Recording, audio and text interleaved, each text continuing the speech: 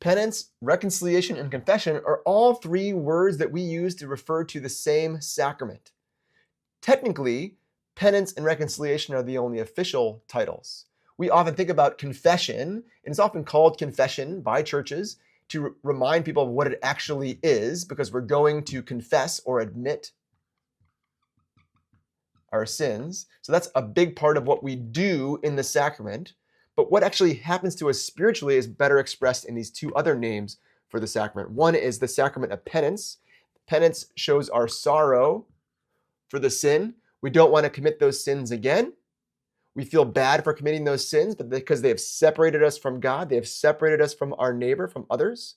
So that penance shows our sorrow. And so we receive in the sacrament a penance to describe the act that we do, either a prayer or some other act of charity that's given to us by the priest, to show our sorrow and commitment to not sinning again.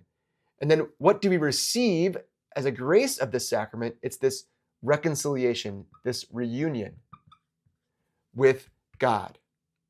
So we feel contrition, we feel sorry for our sins, we confess our sins to the priest, and the priest absolves us of our sins. That prayer of absolution shows that we are now reunited with God.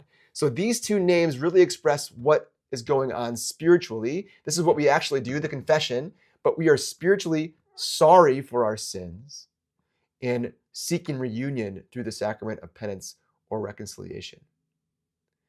I'm Jared Dees from thereligionsheater.com. Go make disciples. God bless.